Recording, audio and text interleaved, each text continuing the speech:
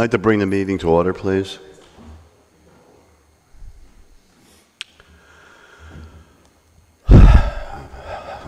Reverend Alderman Davis, would you be so kind as to do the invocation?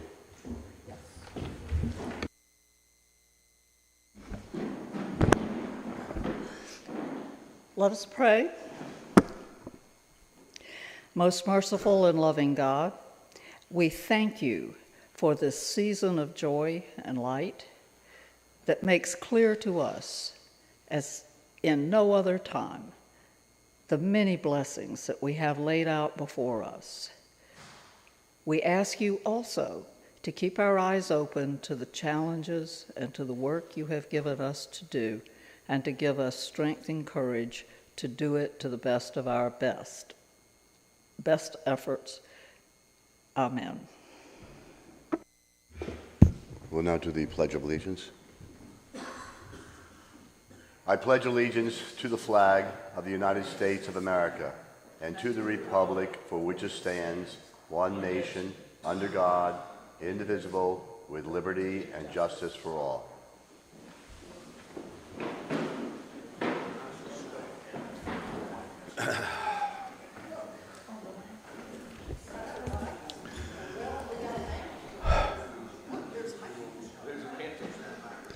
So we're going to have a discussion about the space needs for the city to determine what those needs are and how we might be able to adjust those needs and use some fiduciary responsibility oversight over all of that. And the city manager will start the conversation.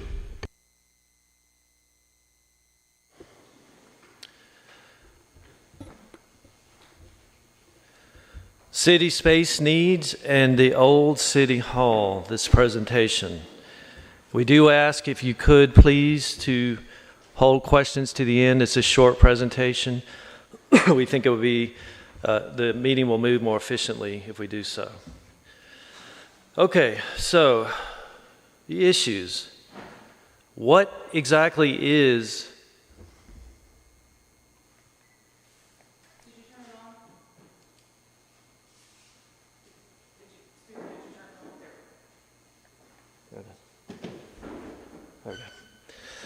Okay, so let's start with the issues.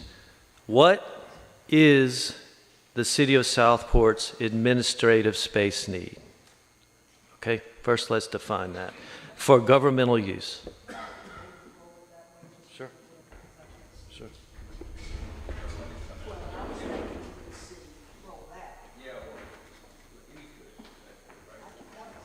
Okay.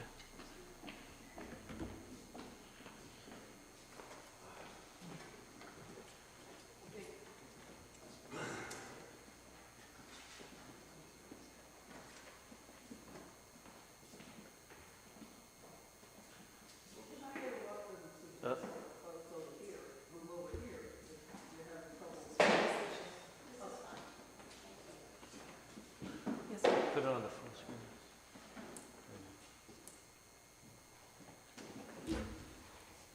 Okay. All right. There we go. Now we're rolling. Okay. All right. Okay. Okay. Let's start city space needs in Old City Hall. The issues. What is the City of Southport's administrative space need for governmental use? Secondly, what is the best governmental use of the 8,500 square feet Old City Hall, given our most urgent space needs for permanent government meeting room and permanent police department location? Okay, so those are the two major issues we're facing.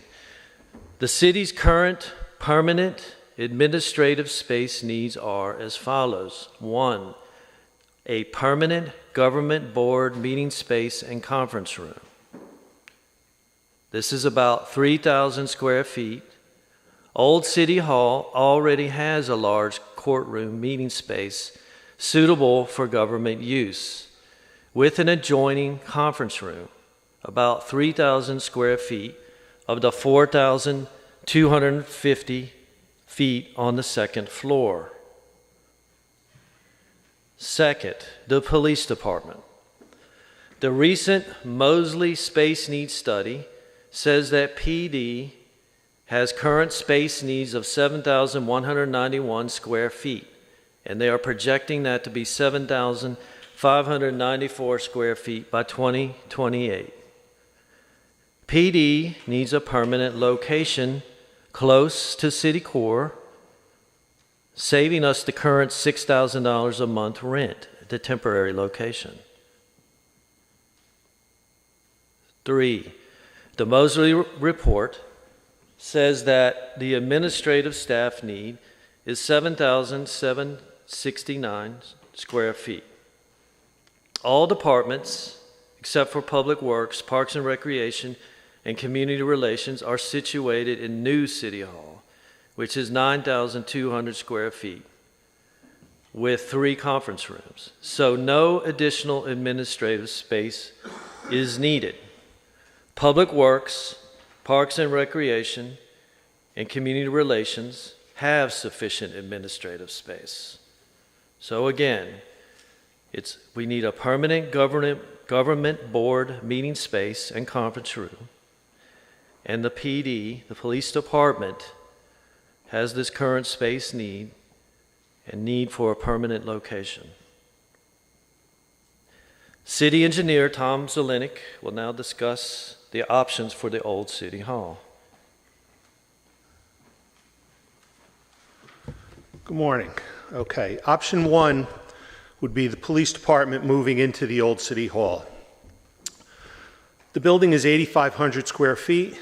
Mosley study suggests 7,196 square feet is required for the police station. The courtroom and upstairs conference room can be used by the Board of Aldermen, the Planning Board, and Board of Adjustment for meetings. The courtroom will also be used by the PD for training room, which is part of the 7,196 square foot needs in the Mosley report. There appears to be sufficient space for this, especially due to the PD use of the courtroom for training purposes. This also appears to be the case for the Mosley projected future space needs of 8,428 square feet by 2033. Regardless of any use in that building, an elevator will need to be installed for ADA compliance. The estimated cost on this is $4.25 million. Additionally, not included on the slide is parking.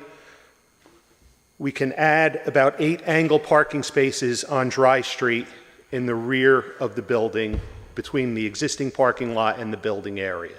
So we can increase the 8 parking spaces, which should be more than enough for the police operational needs.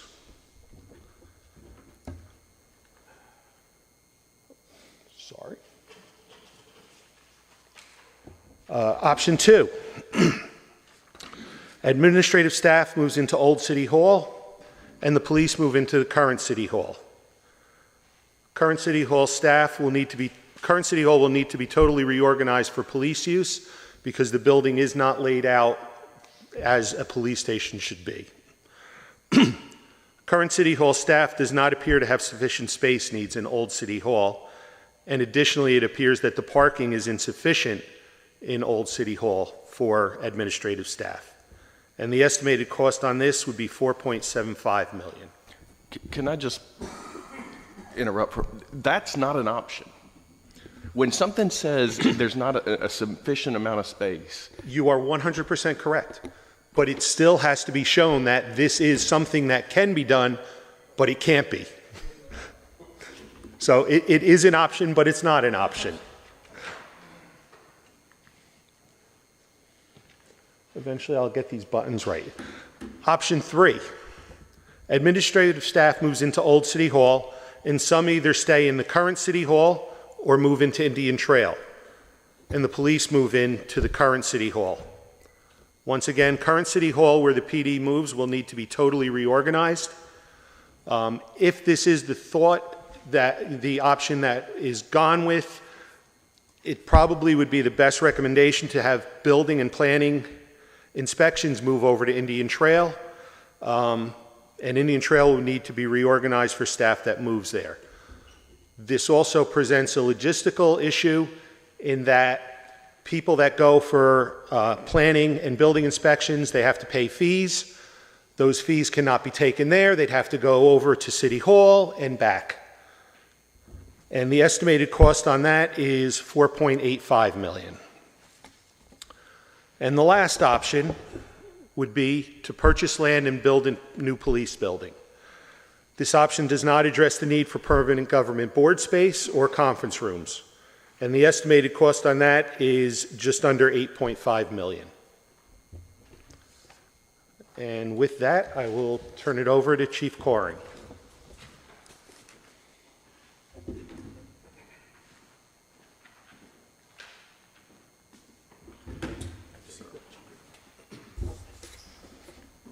All right. Good morning, Mayor and Board, citizens.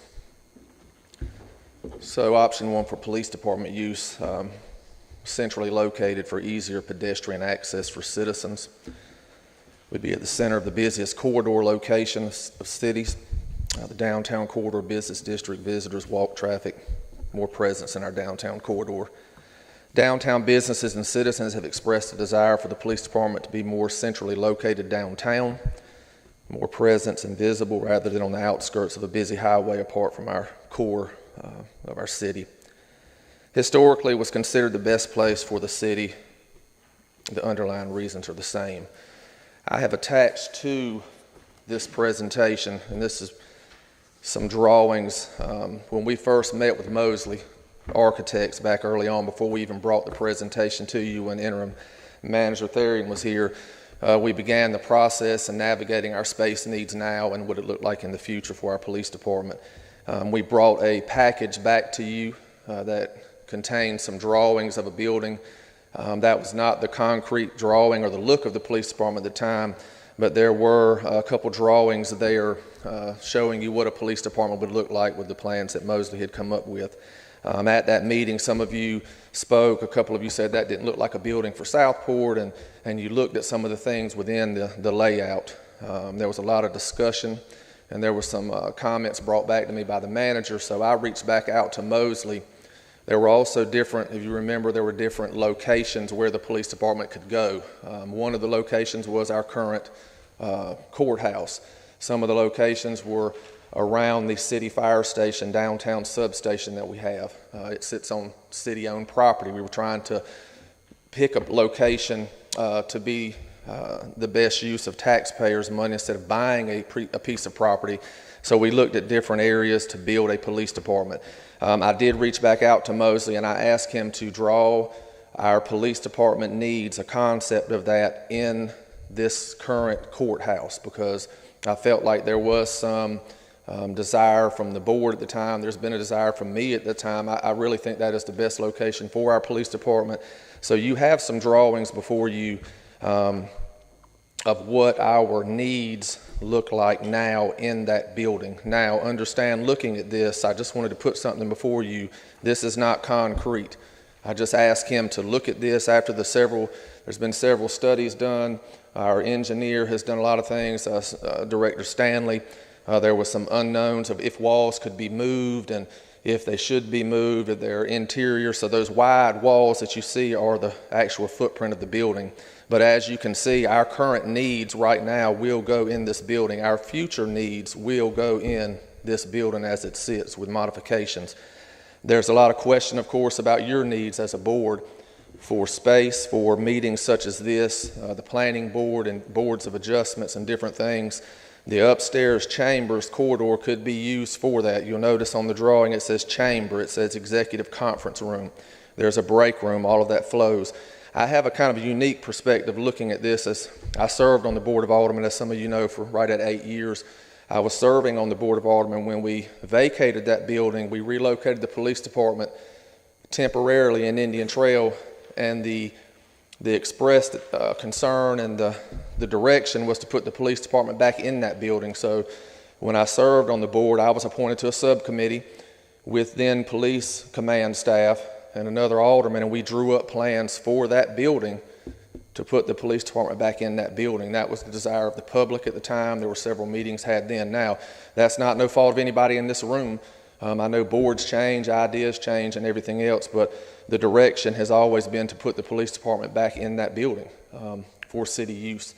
So I have a kind of a unique experience. I did not know at that time it would full circle. Now I'm standing here as the police chief asking for the space, as we are still in a temporary location. So you have some drawings here before you. I just wanted to point that out. And I just wanted to speak again because I feel like this is kind of like a last-ditch effort or something, maybe to state my case to you. So as a department head and as your police chief, I have the responsibility and the duty and the honor to patrol our streets daily and see where the needs are in Southport.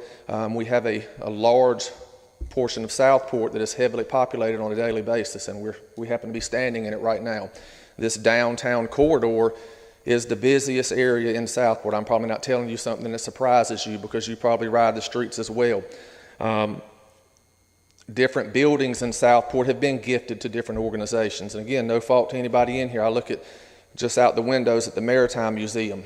I look at the Dozier Flea Market, the current art facility there, the Franklin Art Gallery. Those were all city buildings that have been gifted and are under different uses, under leases. And again, I support all of that. I love Southport. I'm born and raised here.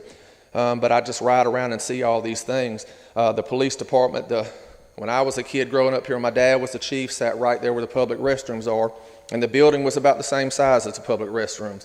So when it was relocated into City Hall, again, temporarily to build and studies were done, again, the police department has kind of been moved around. We currently sit on the edge of the city, which we are in the city limits. Since we have moved, you would be surprised at the number of citizens that are asking me, why did the city alderman put you outside of the city? And I said, well, Walmart is in the city. That's in the city limits, as well as other satellite annexation properties all the way out to Long Beach Road. So seeing this and wrapping my mind around it, this is not a wish list. The current building and square footage of that building do meet our current and future needs. We're now working out of a 2,500 square foot space. It's still not enough operational space. What I mean by operational space, an example, yesterday some folks came to the police department to deliver some stuff, and while they were in the lobby, I had to move out and go stand out by the door to let them into the lobby so we could flow everybody into our building so they could bring some stuff into the office. We recently had to conduct a couple interviews on a crime that we had. We have a small intake room, but we had to move a couple people around just to have some quiet so they could do their interview and things like that. There are operational needs that the police department needs. We recently, we've had some unfortunate incidents. We had to impound some vehicles due to we had a felony hit and run.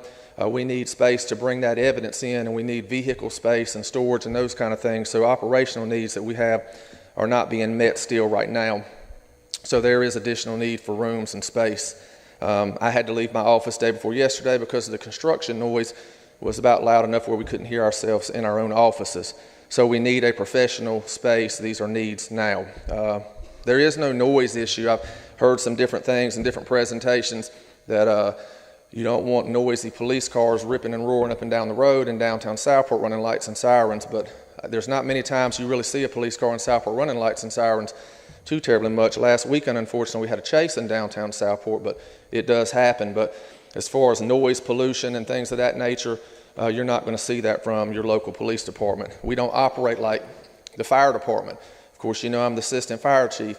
The fire department and EMS crews, they sit in the fire station waiting for the bell to go off. Now, I say that, and Charles Drew may be listening to fire chief. Of course, they're out doing things, but the majority of the time they're in the building. The police department does not operate like that. If you go in our police department today, you'll find 3 to 4 command staff people in the building. The rest of the officers are out on patrol. So as we grow, and of course we know all of this growth is coming, and I'm already looking at numbers and stats and the need for officers in the future, the officers will not be working and staying in the building, so the building will not need to grow as our members grow. The patrol officers are out working a beat. They're out patrolling. So I don't want people to think, well, if he's got to have 4 officers with this Indigo project coming, or Waters, whatever it's called, in this building, they're going to be outgrowing the building. The building will suffice our needs. So again, parking. I don't look at parking as an issue. On Sundays, if you come into downtown Southport, the 3 biggest churches in Southport all share a 2 or 3 block space. There are hundreds of vehicles They're parked from Smithville Burial Ground all the way around. Everybody has a place to park. I've not had many calls to my office about, Chief, I couldn't find a parking space to go to the Baptist church this morning, or to the Presbyterian church or the Methodist. Our visitors daily park in this area. When I was growing up, again, another unique perspective, I was a dispatcher in our police department when it was utilized. I heard the comment made that the building, if it was the police, that the only time you could experience the building or enjoy it would be paying off a ticket or getting somebody out of jail. But we don't house prisoners. They're housed in Bolivia. And when I was a dispatcher there, we had foot traffic in and out of that building on a constant basis. The building would actually be open in the evenings because we have a desk that's maintained, and we actually ran desk hours later then because we had a night population down here, so we could adjust our hours and we could perform things as visitors when they come in looking for things and needing directions and that kind of thing. The city hall, if the city hall staff was to go in there, if you go to City Hall, count the city employee vehicles that are in that parking lot. That was some of the reasons we needed to move around when I was at that building, because the employee car count is larger. Right now at our police department, there's 3 vehicles parked in the parking lot. So some people are thinking, oh, if the police department uses it, it's going to be this horrible parking issue. I was actually, remember when they built Walmart in Southport, you could not squeeze a penny in the upstairs corridor of that courthouse, all of the people trying to protest that being built. There was more than 100 or so. The Stateport pilots got a picture, but the parking issue, I don't want y'all to kind of think that's going to be a terrible issue as well. Again, it would place the PD in the heart of Southport. The downtown corridor is considered, pretty much the heart of Southport. That's where our heavy pedestrian traffic, visitor traffic, daily workers, businesses are in downtown Southport. That would greatly increase our presence to be in historic downtown Southport. Your command staff, like I said, we're in the office. If there's a call down here, we'd be closer than having to drive in now that we're doing. And again, so that would just be a great asset. It would not limit the use of the building. Again, many would be visiting the building, as I mentioned, in the evenings, day.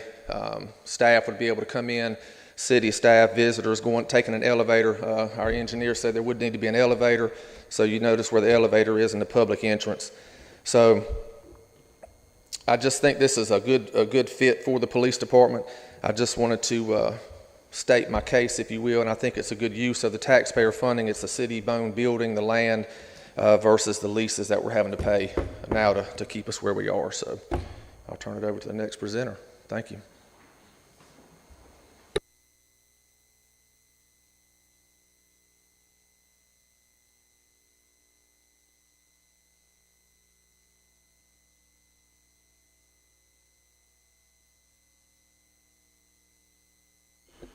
There we go. Sorry. As you can see in front of you and on the screen, Finance has put together some projections for the 4 different options. So, as mentioned on the slides by Tom Z, the amounts, that was just the principal amount, the amount being financed. We've also included assumptions based on loan terms and rate. The rate of 4.5 HUC is based on the assumption of the fire department truck and the ambulance that we just purchased. And then we're just assuming a 20-year loan term, similar to how we did the fire station as well. So these can all be adjusted. You can see here they range from a 0.02, a 2-cent tax increase, all the way up to purchasing new land and building would double that to almost 4 cents.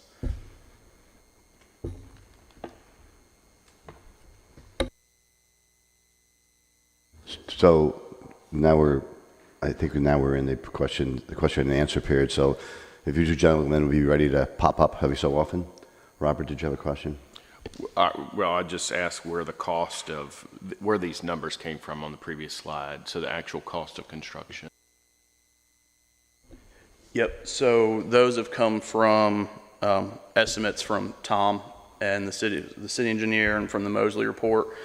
And then for option 4, the land acquirement price is just an estimate based on available city property.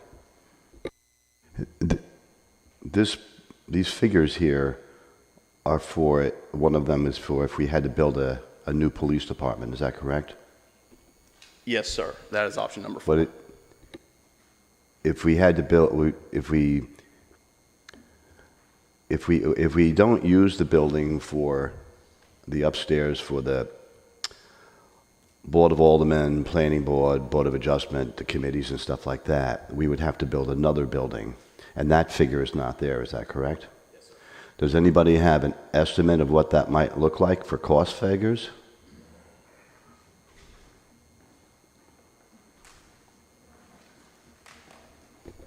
A lot of that cost would depend on exactly how much is going into the building. It could be as low as $1 million to $2 million. It could be up to $8 million.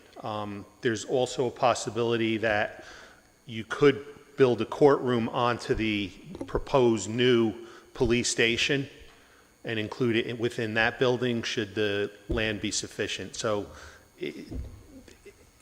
I would say, anywhere between 1 and 4 million. It's hard to say without getting into the specifics of what is going to be, what else is included. Okay, and for the finance end of it, when you're doing the percentage of whatever that interest rate is, if the project is $7.5 million, okay. If the project for building a new police department is $7.5 million, and you had to finance it at the rate that you're talking about, how much does the city have to pay in interest, on total interest for the amount? Is that Yeah, there? so for option 4, purchasing land and building, the interest is looking just over $4 million. So the total cost of that would be $12,580,000 based on our projections. $12 million? Yes, Okay. sir. And that's before we talk about the second building or the attached building to that building? Correct. So we're talking 10 million at least, somewhere in that category. So the question is, in my mind, as having a fiduciary responsibility to the citizens, do you spend $10 million over here or $4.25 million over there, and you get two buildings for 4.25? Correct. And those values that were on the slides is just the amount financed. That doesn't include the interest. There may be finance for the second, for the All 4.25. We don't know options how have that's going to be paid included for financing. yet. Right. We're assuming financing all 4 options. Okay.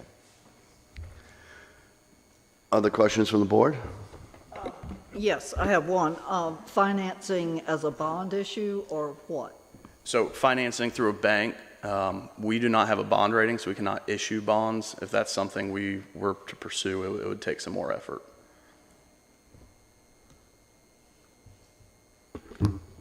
Sidebar question about bonding. Is that something that we should be pursuing anyway, regardless of a project at hand where we probably need to go ahead and get a bond rating so that when we do in fact need it, we can move forward with it? That's something I'd have to discuss with Lance and Stuart beyond Lance's out of office the rest of the week. That wasn't something we really discussed for this or going forward, to my knowledge. Just something that popped up when we're talking Right, about this. absolutely. And then the other piece, so an option 5, I guess, kind of would be looking at a campus, a city campus, where it could house potentially the police department and the administrative buildings and a chambers for city meetings, like the Aldermen, Planning Board, Board of Adjustments, et cetera. I think that Oak Island has done that now. There are other municipalities in the area that have done that. But if we're looking at just the police department at 12.5 million, and then potentially another 4 million on top of that for a separate standalone building. So we're up at 16 million for option 4 there. So we're looking well over 16 million for a campus, probably up to 20 million. And I don't know what Oak Island spent on theirs, but that gets very expensive very quickly. So if I'm understanding this correctly, option 1, the renovate the old City Hall building for board meetings upstairs and the police department, that of the 4 presented options, that is the least expensive for the city, correct? Correct. Okay, and then what that looks like for ad valorem tax impact is 2 cents? Correct, and that's based on the current property values And that is over 20 years. So we're looking Correct. at the 2 cents over 20 years. And those are just loan assumptions, so those can be adjusted. You know, these would increase if we were to lower the term or decrease if we were to increase the loan. Okay, and for those at home that can't see this, just to continue through that, option 2, which is to renovate the old city hall for administrative offices and new city hall, not an option, but it would cost 0.022 cents at about $7 million. Option 3, renovate Old City Hall So that's and Indian Trail for admin offices and police. Correct. That's at also 0.22 at just over 7 million. And then that option 4, we're looking at almost 4 cents at 12.5 million. correct. Okay. Thank you. Yep. Thank you. Yes, sir. This is probably for Tom Z. Regardless which one of these we chose, if we chose one of these, you're talking about some time period. How long would it take to do this? Because our lease on the building that we have now for the police is what, 5 years? What time frame are you talking about for all this might be done? I would say if today you said go forward with this, you're probably looking at least 6 months to a year of design and, a couple months added on for bidding. So you would be looking at 15 to a year and a half before a shovel goes in the ground. Probably tack on another 9 months to a year for completion of it. So we're probably looking at 2.5 years down the line before actually being operational. 3 years for good measure. Yes. Am I correct that on the other hand, we need to move quickly to get HVAC into the building so that we're not throwing good money after bad? You We've are gotta control the 100% correct. We met with 2 contractors yesterday on site. We are requesting proposals from contractors by December 19th and looking to bring an award of that HVAC contract to the board in early January. And we would have HVAC in that building by the end of January. Do we have budget for HVAC somewhere already? We don't have specifically for HVAC, but in the environmental remediation of it, that came in severely under the anticipated cost. So we have the money in that account. Okay, perfect. I don't know that I have questions so much as some observations that may need addressing. And I don't know where to begin, to be quite honest. The Mosley report, it identifies future needs for almost 8,900 square feet for City Hall. And then, this is 20 years out, 8,600 for police. And I want to make an observation. This is net square footage. It's not the same as the gross area footage. The 8,500 in the high caps report is the gross area calculation. The Mosley report has net square footage needs. So, number one, we're not looking at the same calculation for that when we're estimating how much space is available, net space is available in the courthouse. The current staffing, so I'm just going to look at the police station for now because it sounds to me like the City Hall doesn't make sense, I think. The current staffing needs, it says they need 7,100 square feet. So that did not include, some of the other things in that 7,100 square feet. That was based on a 1-story police station. So the Mosley report identified in the 2-story, they identified a 1,500 square foot footprint for a 2-story police station, and the chambers is 2,400 square feet. The actual interior measurement of that chambers is that. So if you add those 1,500 and 2,400 together, that's 3,900 square feet we're taking out of the outside measurement, which leaves us 4,600. Let's just say, for the sake of argument, even though the 4,600 is not an accurate net number. So I think what I did, trying to think of the things, giving up the things that the chief said as far as training and using the training space, multi-purpose, whatever, subtracting all that out of the number of Mosley that you're gonna, I even subtracted out the Sallyport, and that was 2,295 square feet. So the current needs minus that would be 4,856, and we don't have that much left in the building with all the other things. So I'm at a loss that how we would do this. I see the design that they had Mosley do, but it's all shoehorned around, distributed all around, and in my way of thinking, not an efficient use, and there's no calculations about circulation and all of the things that are needed. When you look at the original Mosley report, it's very thorough about that. So I'm struggling to see, and I appreciate, it is a romantic notion for us to want to have the police station in that building. And I've been here 25 years. I remember walking through that building, but it was a different time when we could just wander through and say hey to the police chief and all of that sort of thing.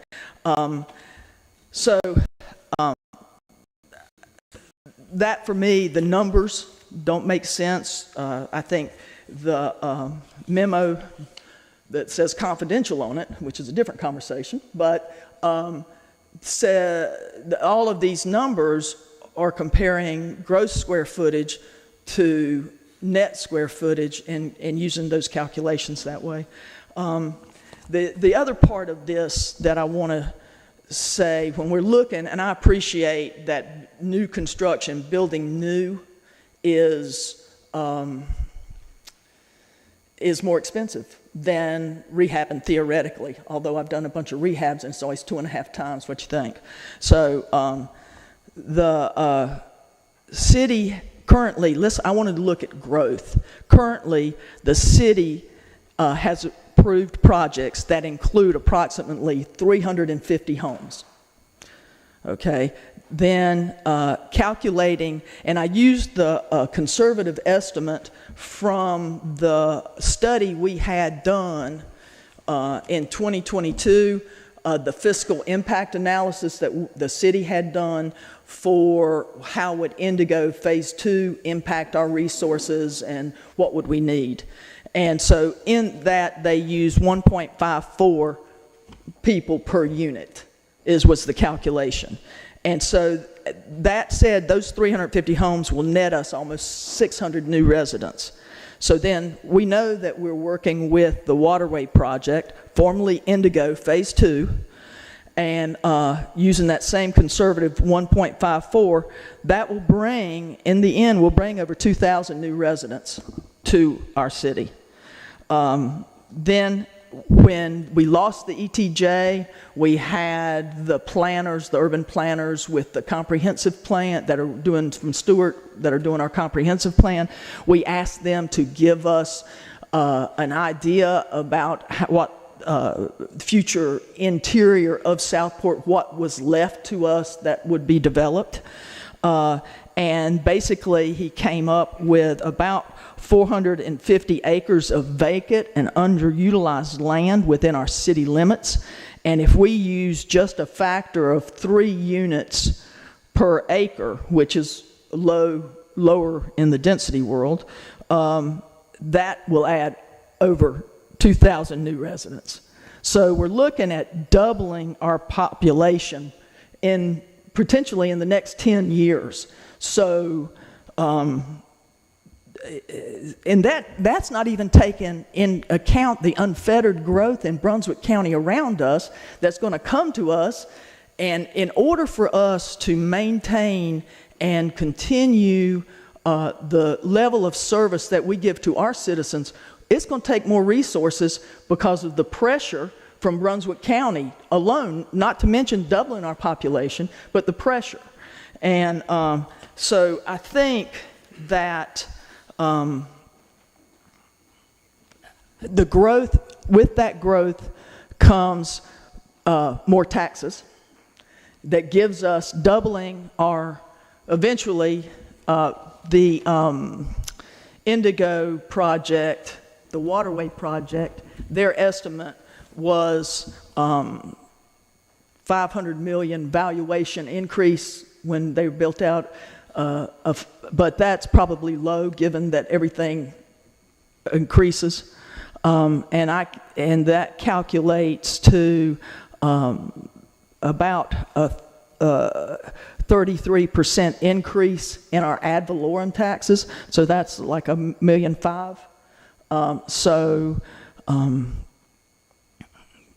I'm just saying the money, we've got to trust that our responsibility is long-range strategic thinking and planning. And I love this courthouse. I love the idea of the chamber being upstairs, but it is not long-term for our municipal needs. It's not the building. And that's why across this country, I mean, this state, they call it adaptive reuse. These old courthouses are utilized in ways other than typical municipal government tasks. So anyway, that's for me part of the problem with this, of putting the police station there. There's a wonderful term that engineers use, and Tom Z knows I like to play with engineers. It's called value engineering. And they use value engineering when you put in for the gold standard and you're not going to get it. And so I've lived through this where a police department was built new in the jurisdiction that I worked in, and it was quite something on paper. But then the value engineering came in because it's a matter of dollars and cents. And so then you have to cut stuff out. And that's just the way the whole world works. So right now we're talking $16 million versus $4 million. So 4 times the cost today that we have to move forward with something because of our space needs. So there's the discussion about the first discussion that has to take place is, do we have a need, not a want, not a wish, do we have a need for space for the government? And I'm only speaking for myself. I think that has been established that we have a need. We're paying $6,000 a month now for the police department to be up by Walmart because we don't have any place. We have a need because if you remember last year during the budget cycle, we had to close down for a week because we couldn't have a meeting place. We don't have meeting places. Every time I want to have a meeting with somebody, I've got to run around and ask, is there a Parcheesi game going on someplace that I can't use the building for? Whatever the issue is, we're trying to maximize the rental space, which is what we're hoping to make money off of, versus the good of the government. And so those things, we're struggling with those things. So I would tend to think we have an immediate need for government space for the boards, all the boards.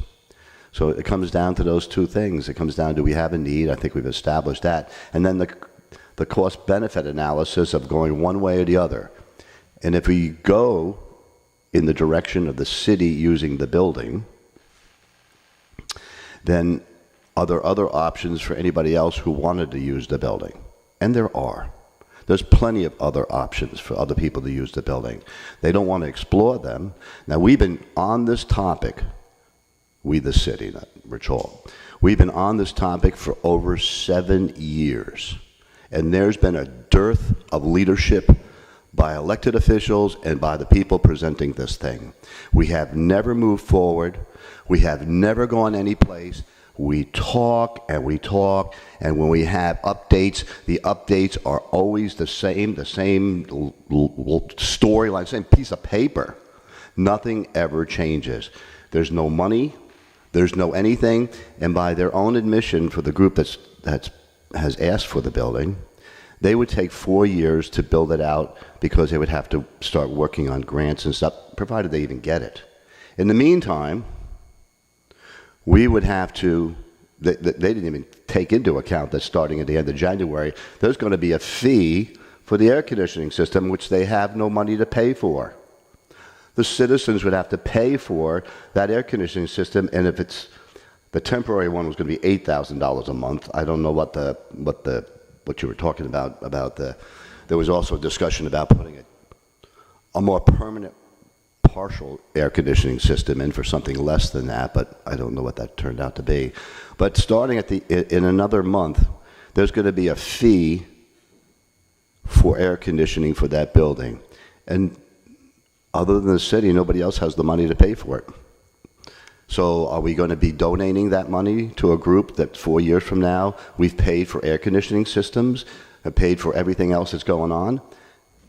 It's a cost-benefit analysis. We have an arts building. It's called Franklin Square. We have the community college. We have something like 14 to 15 different places in this town that has music. We have places up and down House Street that give art classes.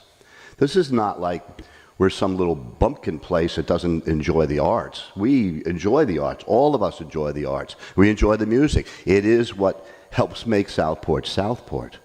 But at some point in time, we have to be fiscally responsible for the city and the taxpayers about how much we're going to give away so that somebody can have a venue where they have other options to go. And we never get to that discussion about what those other options are. I tried to bring them up, and no. So you have and I'm always going to mispronounce the word, the Amuseu Theater. Amuse you. You have the little theater out on 87. You have the opportunity to buy another piece of property and build your own building. You have lots of options if you have that much support. All of those options are out there, and we have to figure out the best use of the taxpayers' money. And 16 versus 4, it's pretty easy for me to figure out. I don't think it's 16, but I didn't think we were going to get into the conversation about the Arts Center. I don't think that's what our conversation is today. It's really about space needs. So to go that direction, I'm not going to do that. What I don't think is that the right use of this space is the police department, based on the facts. We got 4 really, I can't even say the word, I think, crappy options, in my opinion, that are crappy. That are contradictory of themselves, almost every one of them. Option 3, not an option. Option 2, not an option. So are they really options? Option 1, which sounds like is the option that everyone is talking about, again, goes back to contradicting itself. The building square footage is 8,500 square feet. Mosley says we need 7,196. If you go down a little further, it says there appears to be sufficient space for this, but then it says this also appears to be that Mosley meet the need of the Mosley projected future space need of 8,428. The building's only 8,500 square feet, and we're asking that 2,400 of it be ours. So how does that work?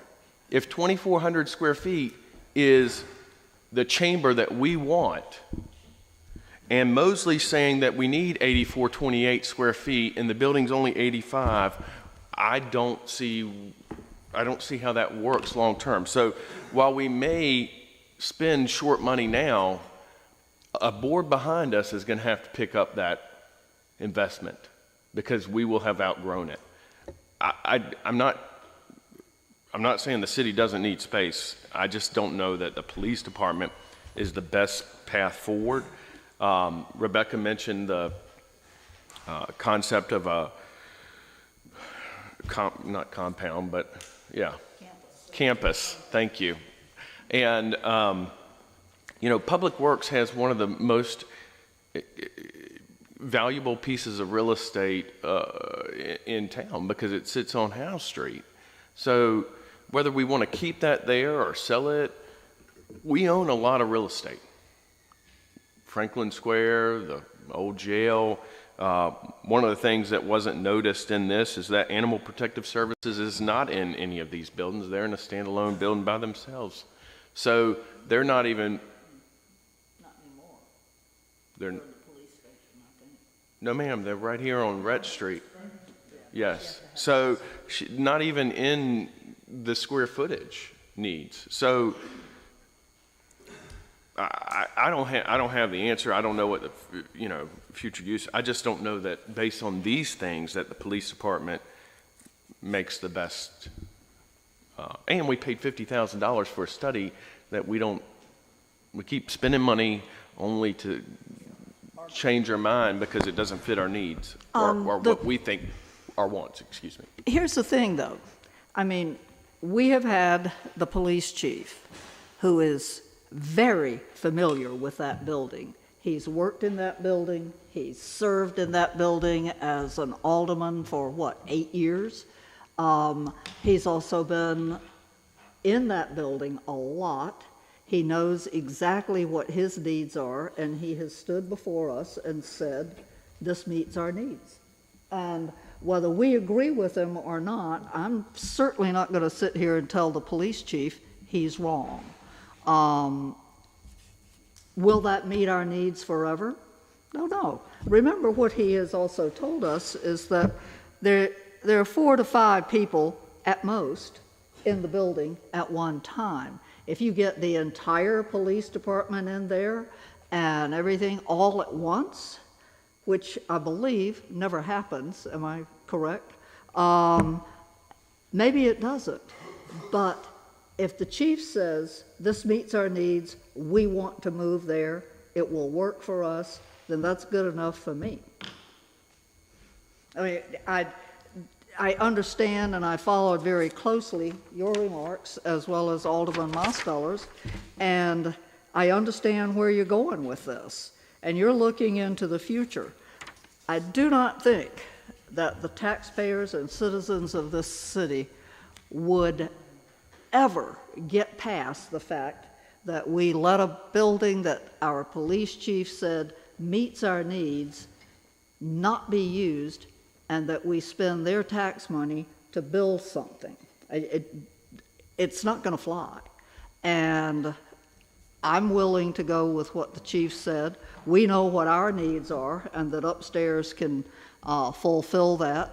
Upstairs is copious, and it's, there's the conference room there, and there are 4 offices, 2 restrooms, as well as the elevator room, the staircase, and probably plenty of room to put in AV equipment.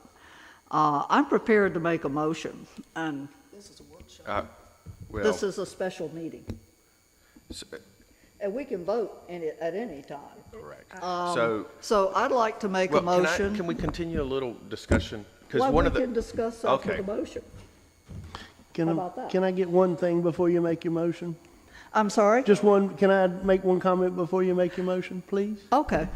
I appreciate the presentation here, but I keep looking across the street at the old fire station, and we haven't included that in the conversation at all. It has bays, it has things. If we build a second floor on the top of that fire station, it would be just as good of a location, and it would be downtown, and you would have the extra space to do something else. So I'd like to see any kind of look at that property for our police station. I don't believe the police station should be in City Hall necessarily, or have complete control of the City Hall, So I'd like to see a compromise in that. I will tell you, I will not be voting to give away City Hall ever. So my motion is to retain City Mr. Hall. Spencer, I agree with you. Okay. My motion is to retain City Hall for city government use. We know what we believe our needs, our specific ideas are about how it would be used, but the point of this motion is to establish that we are keeping first floor and second floor of City Hall for city use. That's my motion. I'll have additional motions after that, but this is the motion on the floor. Mr. Clerk, as a point of order, is it proper and legal for us to take a vote during this meeting? It is. In any special meeting, you can vote. Thank you, sir. So there's a motion on the Second. floor. Is there a second to that motion? Second for conversation. There's a motion and a second. Now this discussion. Well, what, Can I, do you mind us knowing the other potential motions? Yeah. Potential motions would be to also meet with the Arts Council that has been looking to use some of the building, or all of the building, and see, once we know exactly what the chief, the city manager, the engineers have recommended, meet with them to see if there's some compromise, if we can negotiate a way to meet some of their needs within this space. So that would be my second motion, that we commit to meet with them in the future when we have established, as Tom Z has told us, there's time to do design, there's engineering work, et cetera. How about we just get this motion done? Yeah, okay. So that would be future motions. I Yeah, would- we are on one motion right now. Keep it for city use. I would like to refer again to the fiscal impact. I appreciate that we get these experts, and now we're overruling what the experts tell us. But here in this fiscal impact study, it attributes expenditures to the police station, to the police for what it's going to cost to add this amount of population. This was the Indigo Phase 2 analysis that the city paid for. It attributes, in this study, it shows that we will need 6 additional officers, which they worked out talking with the chief. The chief was part of the discussion, as was the major. They attribute to those 6 officers an additional 2,000 square feet in this study by other experts, not the same experts as Mosley, different experts. So what I'm saying is, this building is not the building for our future police station that's going to take us even 10 years. It's going to happen in the next 10 years. It'll be built out. So that's not even trying to get us to 20 years out.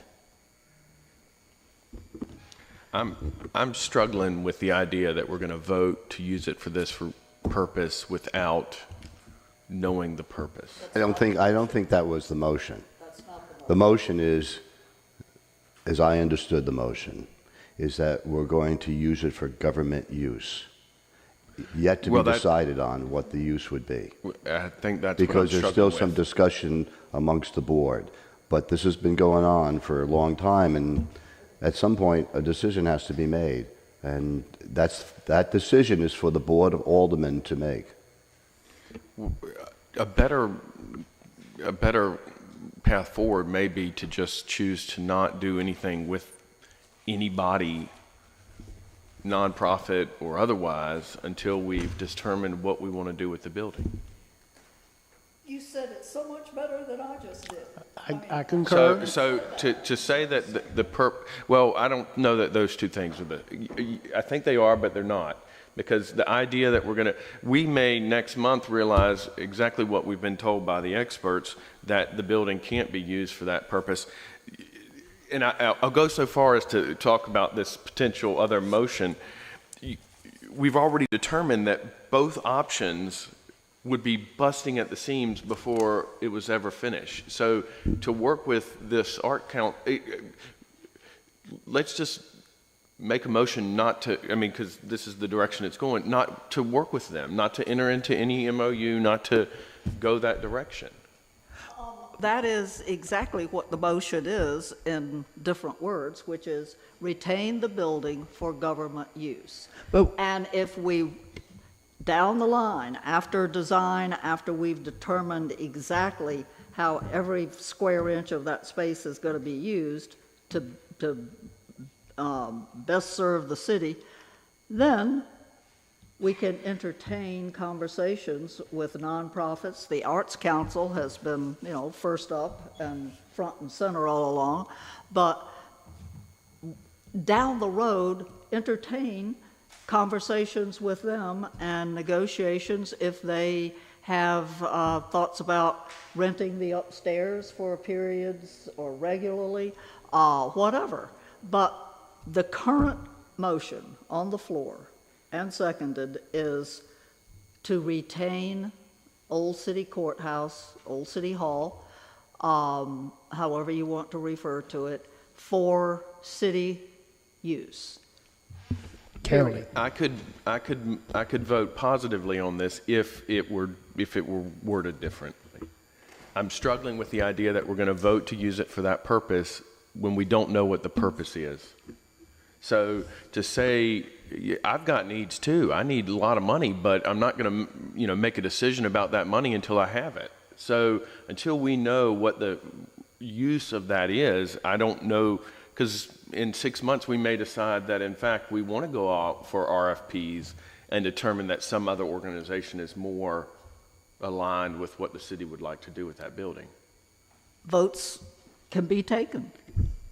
One thing I'm hearing is that regardless of what we do, it's going to be sometime down the road, and when we get there, we're going to be bursting at the seams, and we're already going to be outgrown ourselves. Am I hearing that right?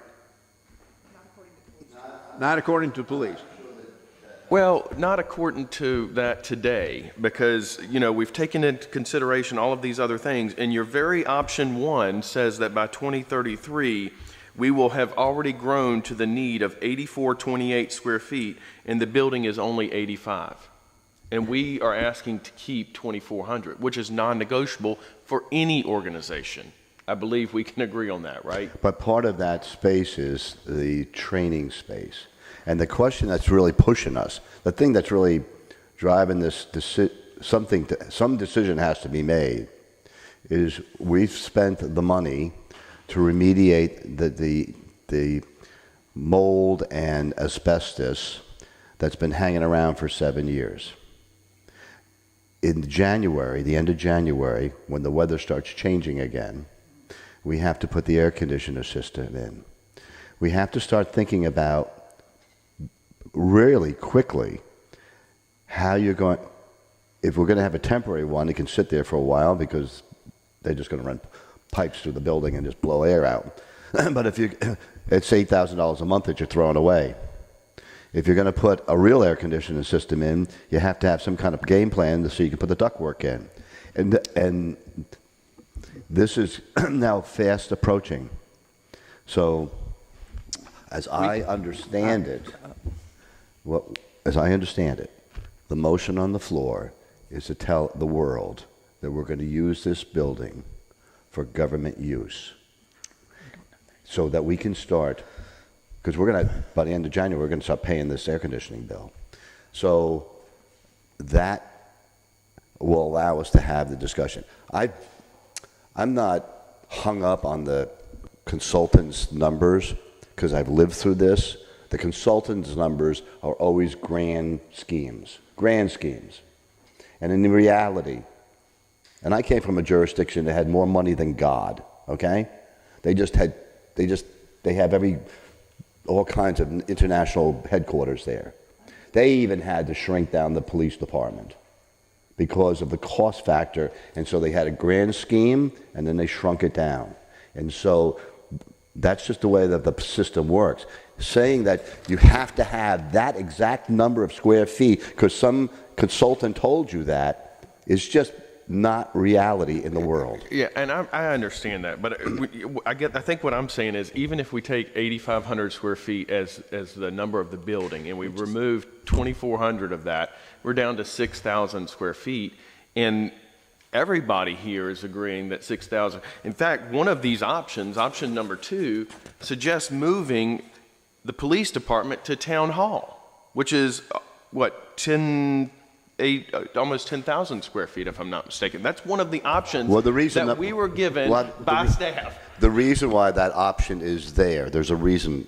Your observation is exactly the same observation as the staff had. But the reason why the option is there is because it was perceived that this question might come up. And so they thought through that and said, well, let's put it on a piece of paper so if the option comes up, we're not sitting there flat-footed. This is what it would cost if you want to go that way, or this is how it's going to work. But it really wasn't, even by staff's perception, a viable option. But in case it came up. Could we better have a motion? I mean, before we go to motion, can I interrupt? We already have a motion. This is discussion, and so. I would prefer to say we're going to end discussions or conversations with an organization than to suggest that we're going to use this and it's the same motion. No, it's not. Okay. Well, I can't vote to use it for city business if I don't know what it's going to be used for. And I would like to just point out these numbers. Let's say that it's 7,100. I'm just using round things now for current needs. So, but because they're going to use the chamber for training, well, that part of that number is only 600, counting circulation, 35% for circulation. That's only 600 square feet out of that 7,100 versus the 2,400 that we're dedicating to the chamber. These numbers don't make sense. Again, the 8,500 is the gross from the outside wall measurement. It is not the net interior calculations that were based on staff. The Mosley people didn't make this up. They interviewed staff members. The standard circulation is a standard process calculation. I mean, I'm just saying these experts were thorough. They talked with the chief. They talked with other heads of, they interviewed all staff, and then the department heads went through that. And then so these numbers weren't done in a vacuum without just checking boxes.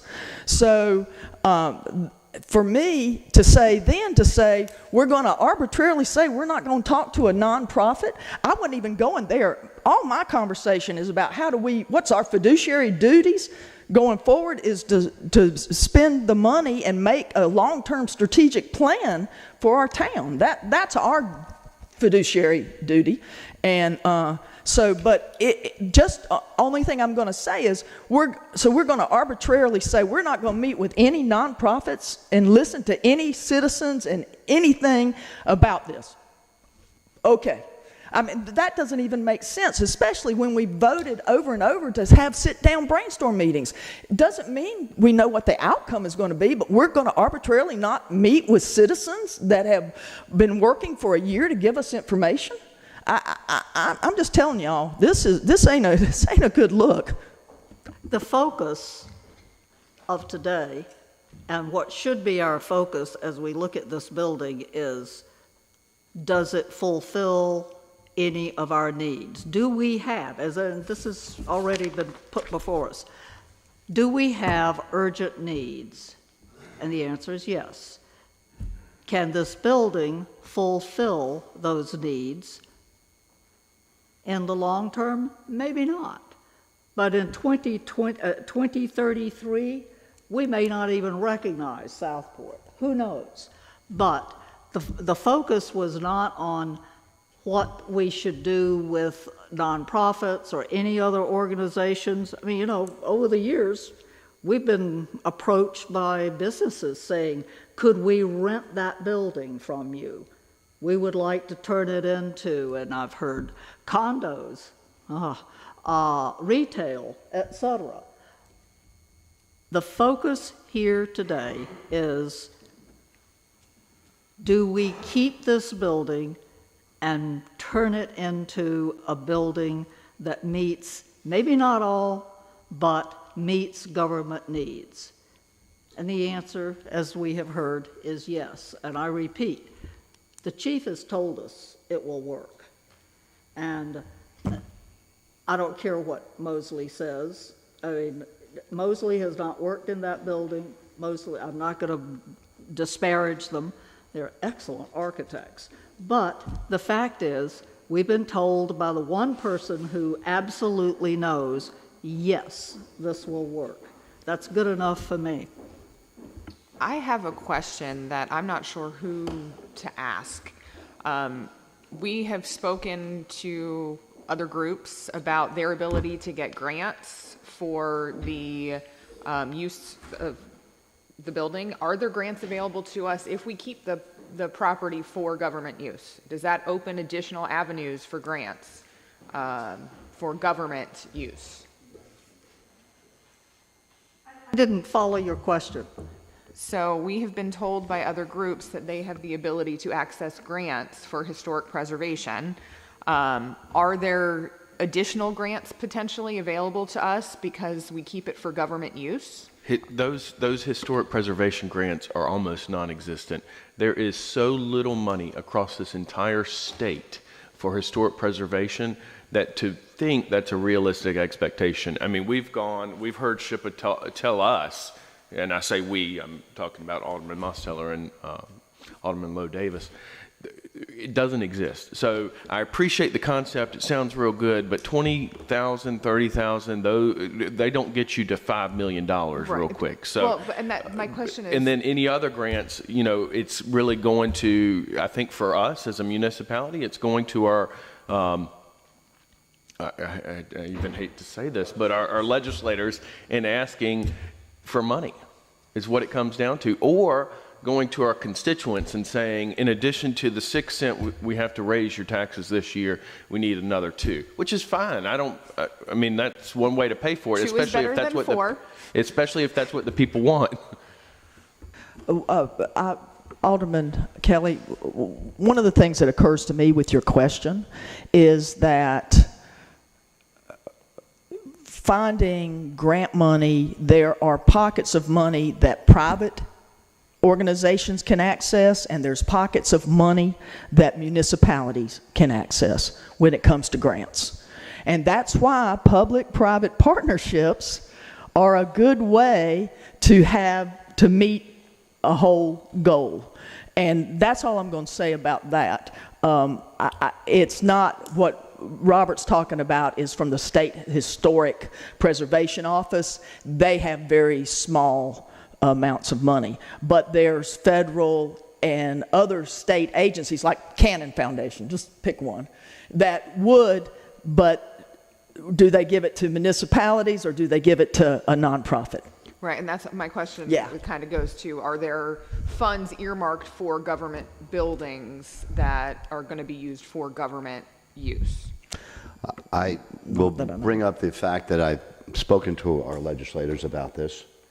Obviously, I wanted them to give us earmarks, but I can't guarantee that they're earmarks.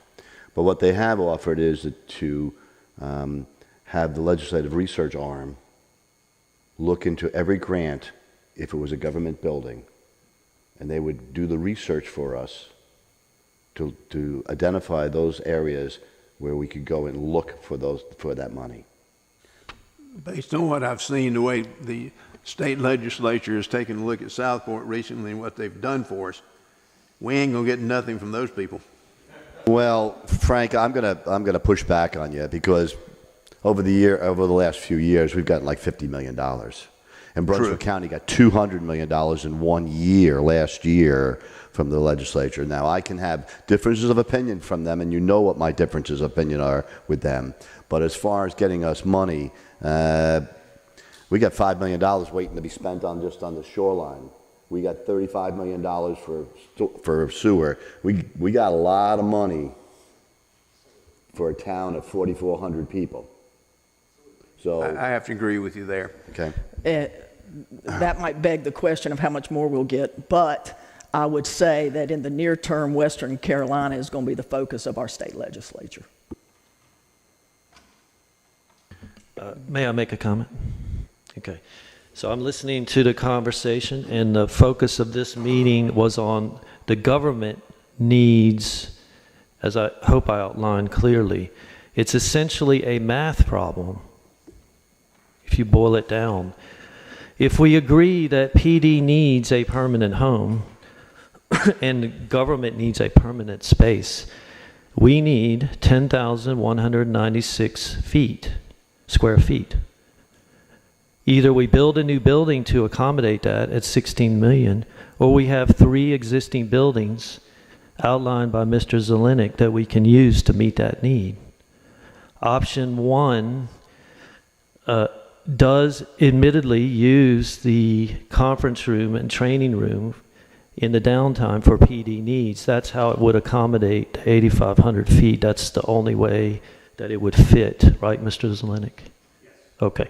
So to my mind, I understand the emotion behind this. I can appreciate it. But to me, it's a math problem, according, as Mr. Carroll points out, Alderman Carroll. We need 10,196 feet, 3,000 for government space and 7,196 for PD. If we agree that PD needs a permanent location, we only have 3 buildings, unless you want to build a new building at 16 million or a campus. So that's why, and Alderman Carroll points out correctly, option 2, we brought that up just to say that we had considered it. But option 1 and 3 make the best use of our existing space without increasing taxes. Thank you. The other thing I want to point out too is we keep using these numbers, but if you look at the summary page in the Mosley report, it says that the gross square footage, which is the 8,500 of the courthouse, it says that the current needs gross square footage is 8,900 for the police station. Current needs are 8,900 in the gross. That's on for gross square footage. So we're comparing apples to apples in size. And so even if you take all that out, it still does, that building is not big enough, y'all. It's not big enough to efficiently and professionally house a police station, at least for 10 years. I mean, it's going to take 3 years to build it. So then it's good. It's not even good for the next 7 years. So I'm just saying this is wrong. Are you saying that the chief is wrong? I'm saying I love that chief. He is a personal friend of mine. But in this case, I'm sitting at this table. I have a fiduciary relationship to the whole citizenry. And I am looking at experts that are planners, that are specialists in their field, that we paid one of them we paid $50,000. I don't know what we paid for the other one. So, and we interviewed these people. These people weren't just picked at random. Staff interviewed them. They interviewed staff to come up with these planning documents. And so, while I'm not going to answer that question because I think it was really wildly inappropriate. And so. But you keep saying he's wrong. All right. No, I keep. All right. Enough. Okay. Take a deep breath, everybody. Okay. Is there any more discussion on the topic that's before us? I just have one comment. Yes, sir. I've already said it. I really wish the motion were different because without knowing what the use is, I cannot vote for it to be city. I'm receptive to the conversation. I'd like to see a different motion. We have to get through this motion first. So,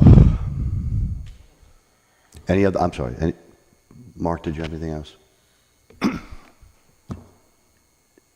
It's crazy to have property that's empty, and we go out and we rent from private owners because we didn't take care of what we should have taken care of. Todd said they moved him out for a short period of time, and somebody somewhere dropped the ball, and then no longer was the police station in City Hall, no longer was the city manager maybe in the City Hall. There were some other offices that shared City Hall. So I cannot understand how we don't take advantage of the property we have. It's like me giving up my house and going and renting somewhere else. It doesn't make sense. So I want to use our property to the fullest. I can't agree that there needs to be a police station or anything right this minute. I just say we need to keep maintaining the property because dropping the ball has cost us a lot. Alderman Spencer, I agree with you in that we don't have all the information. I mean, we haven't even sat down when we repeatedly voted to meet with the nonprofit just to hear what their conversation was. We don't even really know what their conversation is. So, in a shared municipal use. So, we don't have the information we need, and I agree with you with that. Don't know where I said that. But Mr. Clerk, could you repeat the motion for us, please? Motion is to retain Old City Hall Courthouse for city government use. That's the motion before us, and we have a second to it. Any other comment? Does that preclude at some point in time having a conversation with someone else? It does not. Then why can't we draft? Then why can't we? Then why can't? Well, we never said we weren't going to keep it. So why can't we get something more in line with what Frank just clarified? Because we never. I'm only speaking for myself. I just want to make sure I'm clear on this. 7 years I've been sitting in this room for 5 of those, and the circle and the circle and the circle. We have, starting in 4 weeks, a need to start spending city money on the building again. And so we have to have, there's nothing that, a vote by this board, certainly another motion can be made somewhere down the line to go in a different direction. Nothing that man makes is for permanent. I leave that to God. The rest of us, we can just change and go in a different direction. But for right now, the motion that's before us is the city is going to retain it for government use. If down the line, after we figure out the government use, the board is free to do something else. But we have to make a decision at some point. 7 years of debate. But the reality is, well, yeah, but the reality is that right now, today, it is being used for government use. It is owned by the city. We have no obligation to anybody outside of this room, except for our constituents. What is this motion doing that we're not already doing? To me, it allows the engineer and the staff to start working on how we put the building together. Then let's make that motion. Let's instruct city staff. The motion, Robert, the motion is in front of us. We have to go through, just not because I'm trying to be a ruler here, it's because it's a parliamentary thing. We have to do that. So we're going to send the message, that's all fine and well, but we're going to send the message to this nonprofit that's been working a year to try to sit down with us just to brainstorm whether we agree with them or not. They haven't had their time that we promised. So we're going to send this message with this motion that, thanks but no thanks. That's what this motion is doing. I think that's not what it's about for me, and I don't think it's really what it's about for Miss Karen. I think that at this point, we're trying to figure out what is the highest and best use of that building for the people of Southport. What does that look like? So for me, along with the word need, what do we need to do? Do we have a space need? Right, absolutely. So I agree the city of Southport has a space need. I agree that we should not be renting real estate from people other than ourselves. I agree with all of those things, but this idea of this particular motion, the way it's worded, I can't vote in favor of it. Okay, unless there's somebody else who's got them. Robert, would you restate how you would like it reworded? I think at this point we just simply I would suggest if they would entertain this, just a friendly motion amendment to instead instruct city staff to move in that direction. Come back to us with, this is how it actually fits, this is what it looks like, and we do have conceptual drawings, but what are the realities? And things like the Sally Port that doesn't exist here that we've been told we needed, and okay. A Sally Port for a jurisdiction of this size is a luxury. It just is. And I'm just not an expert there, so. I've used them for 30 years, so I'm pretty familiar with them. If this was a perfect world and we could build the perfect building, it would have a Sally Port in it. But it's not.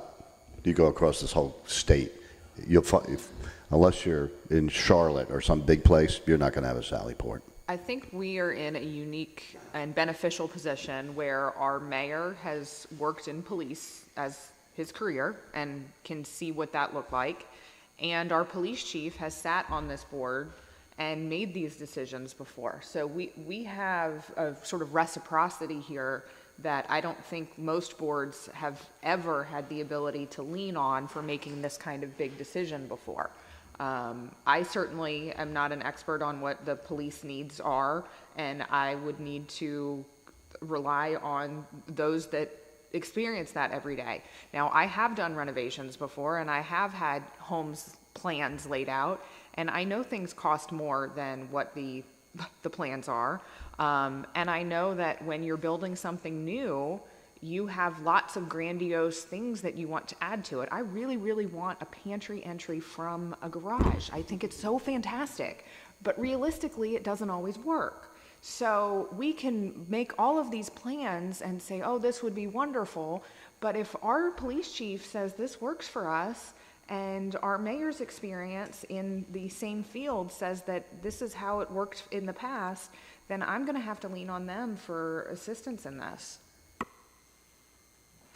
I don't know how the recommended amendment doesn't do exactly what we're trying to do, except that it allows us to get more information. Well, I don't know how it prevents us from doing exactly what Alderman Davis would like.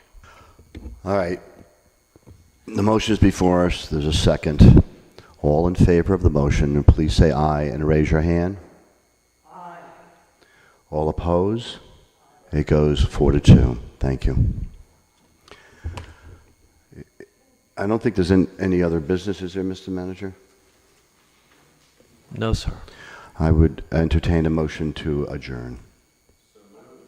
There's a motion and a second. Is there any discussion? All in favor, say aye. I do have some discussion that we did not allow for public comment. We did not allow this note that says confidential from the city managers to be out in the public, that they knew what we were discussing today. So for me, for us to do this and make some kind of real decision about that seems problematic. Now, Is the motion and the second is to have a motion to adjourn? All in favor? Aye. All opposed? Thank you.